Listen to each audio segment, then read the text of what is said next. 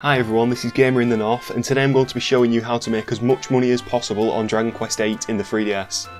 The main strategies I'm going to be using today are combined from an article by Samurai Gamers and a video by Vertical Sandwich. Both of these I've linked in the description, and the reason I'm making this video is I feel like I've managed to simplify it slightly so it's easier for people who don't know the way around the roulette board, like I didn't when I first started playing the game.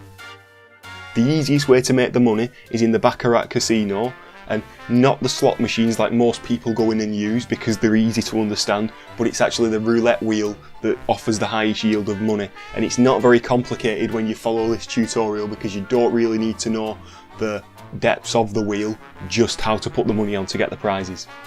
The first tip I'm going to give everyone is save before every bet. There's a quick save feature on 3DS, and unlike most quick saves you don't have to turn off when you've done this, so it's really convenient because you can just reload the save if you've not won.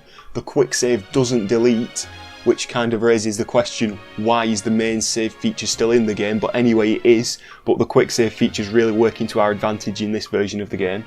Initially you're going to be given 600 tokens. If you've already spent some of these, I'd recommend go and buy some more and make it up to the 600 so you're not left behind. With this, I will put 300 tokens on a raw bet and 300 on a bet of 9. With this, there's 3 possible outcomes. You'll either not win at all, in this case I'd recommend reset and try again. You'll win 900 tokens, or you'll win 1800 tokens. For the purpose of this video, I'm going to assume that everyone won 900 tokens, because if you do reset, this is the worst case and nobody's going to be left behind. With the 900, I would do the same bets as before, but with 450 tokens on each rather than 300, and just keep doing this until you manage to win the 1800 tokens, and then everybody's on the same level.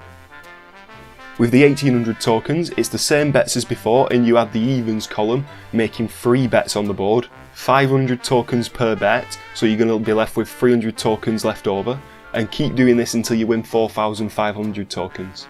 With the 4,500, do 9 single bets of 500 tokens each, as this offers the highest payout at the moment. For simplicity, I kept doing the 9 single bets until I had around 20,000 tokens. If you look at the articles linked in the description, there are other ways to get the tokens quicker, but I feel like this is less confusing for people who are starting, even though it might take slightly longer. If you have an extra 500 tokens, the 10th bet at the bottom of the board is optional. It would increase the payout because if you get hit within that square, that's also going to pay out because it covers the entire square. So if you'd like to win a few more tokens, that might be a good thing to do with the spur tokens you may have at this stage. Once you've got the 20,000 tokens, this is where it gets a lot easier. You need to max out 9 squares of the board with 500 tokens per bet.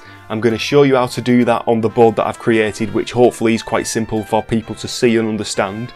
If you do this, a hit within the square of 9 that you've made will pay out about 50,000 tokens. And also, because you've got a full square of 9, you want to do one of the full 9 square bets, which means that if you get a hit in there, you'll win even more. And obviously, because they're the only things you've bet on, if you get a hit in that square, you automatically win the 9 square bet as well. At this point, I can't really offer anything to make you make tokens quicker. This is the best way that I've found to get to high numbers of tokens, and just keep going until you get bored. At this point, you can probably afford to lose about 2 or 3 bets until you actually have to reset or you're going to make a loss. So it gets a lot less stressful and a lot less daunting having to restart. To actually make the money, I would recommend that you take these tokens and you exchange them for prayer rings at the prize counter. Prayer rings cost 1,000 tokens each, and each one can sell for 1,500 gold. So you're making a lot of money off these, considering how many tokens they're costing. If you think you're making 30,000 tokens profit on a 20,000 token bet that you've won, you're making a lot of gold off this. Also, if you're into level grinding, the falcon blades at 10,000 tokens each are an absolute bargain at this stage.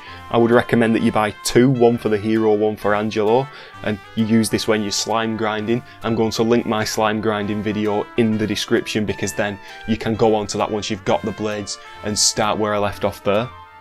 If you've got a lot of money, the liquid metal armour is 50,000 tokens each.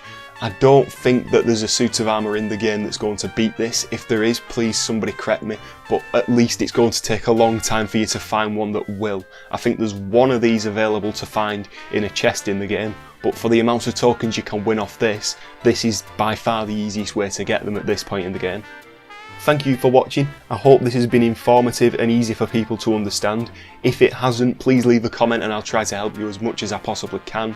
If you've got any alternative ways of making money, I'd really be interested to know, because I'm getting into Dragon Quest VIII at the moment and I'm liking looking at alternative ways around the things that I've done in my previous playthroughs of the game.